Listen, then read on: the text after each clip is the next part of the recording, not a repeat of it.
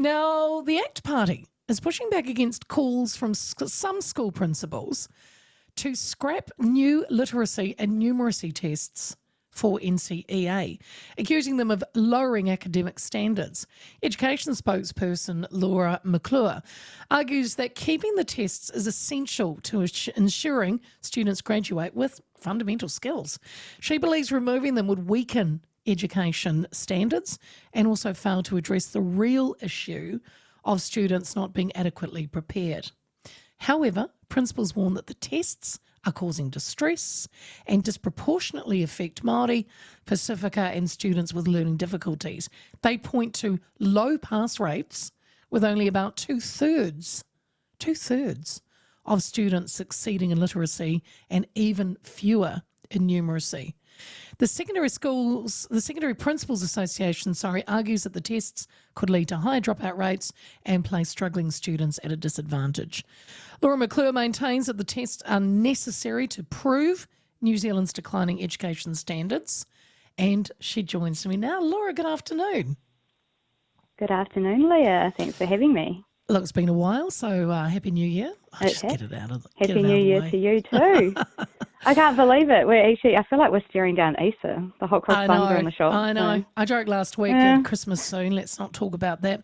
Laura, how many school principals want to scrap these new literacy and numeracy tests for NCEA? Look, I'm not sure the exact number, but I think there has been a few that have come out and said it, and just a few is enough to cause obviously quite a lot of a stir, and I think it's a really, really sending the wrong message out to our kids.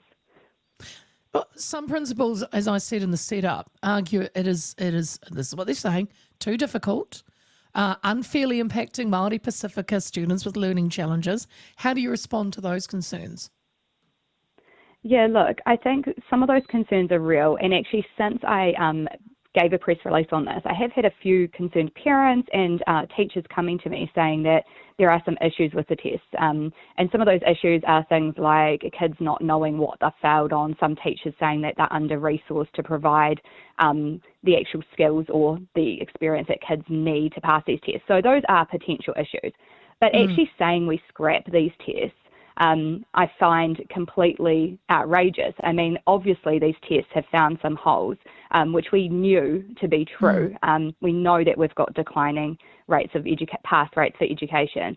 And I think we actually need to really look at these problems and say, how can we get these kids to achieve? And that's where we should be resourcing our energy into.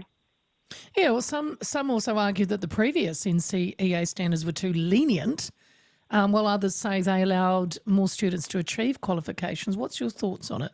Too lenient? Look, I would say previously possibly too lenient. And I'll give you one story. A parent came to me at the end of last year. The kid had gone through NCEA, achieved really high results here in New Zealand, and then couldn't get into Oxford University, just absolutely could not pass the entry test. So you tell me, were they too lenient or not? I think that potentially they were. And the real world and other countries and other places that, you know, Kiwis may end up in want actual skills that are transferable, and skills like basic numeracy and literacy are the very core basics that we need to get right. So I don't think we should be lowering our standards. Yeah, well, no, look, that's exactly right. We want to be, be able to, kids should be able to leave school and continue to educate if they want to, but you want to be able to know that you can go overseas if you wanted to and continue, and our qualifications are not, laughed at. What are these? So these new numeracy and literacy tests, have they kicked in? Is this what we're talking about, or are they coming? Yeah. Right.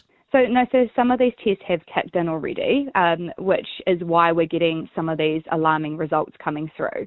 But look, I think from what we are seeing in our other kind of testing means, the PIRLs, for example, we have been on a decline when it comes to numeracy and literacy. So while it is shocking that there's not enough kids passing, I do think it actually highlights a key core issue that the failure has been going on for quite some time. Will that impact the principals or the teachers? 100%, because these guys do, probably for the most part give it their all. But to turn around and say it's too hard, I think is not going to fix the issue at all. I think we need to say, oh, wow, we can actually, we've actually really shine a torch on this issue. What are we going to do about it? Hey, there are things we can do, and let's do them, and let's get on doing them. The Secondary Principals Association argues that these tests could lead to high dropout rates. What would you say to that?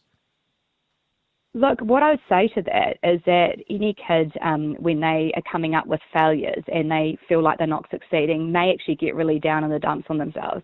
And I think that's where our leadership team, like our principals, should be supporting these kids and making sure that they're positive about it and getting them to where they need to be. Because while failure may actually, be really scary and may put some kids off, it also can be turned into a bit of a positive. It can be actually, there are things that we can do to get you to where you need to be. And those are the skills that you need when you go out into the real world. Quite often you'll get knocked back for getting a job, for example, but you need to be able to persevere. So having perseverance is almost a key in itself. So I don't think this will lead to more dropouts. But what it is doing is showing that we have serious problems in this country, and to continually lower the bar is just completely unacceptable. And that's interesting too, because failure is part of life. So you want the kids to obviously you don't want them to continue to constantly fail, because then they're not really getting very far. But it's part of it, isn't it? And when I saw this latest pass rates show only 2/3 of students meet the literacy standards, and it's even fewer for numeracy. Laura, does that indicate, there is a problem with the tests or with the whole education system itself? Look, I would be more inclined to say the whole education system. Like I mentioned earlier, numeracy and literacy rates for New Zealand compared to other countries in the OECD has been declining for quite some time. That's without having this kind of testing in place. We know that children showing up for Year 9, for example, aren't at the level they need to be coming in from intermediate to be taught for Year 9. They are behind already. So I think it is a bigger problem. It's far wider, and it is quite serious, and I think it's been happening for quite some time. So it is something that we need to get on top of, because these are those essential skills that we need at the very, very minimum in order to go on and, get a job, fill in a job application online, be able to do basic communication. So I think that these are quite important tests, and they do highlight a bigger issue within our education system. So, Laura, you're a mum. Are you disappointed when you hear principals discussing the kids' education this way? Yeah, absolutely. Look, I get their frustration when they see those pass rates coming through. And potentially the ministry hasn't resourced them well around the tests. And I have heard some of that criticism, and that could be very fair, and I will be actually following that up.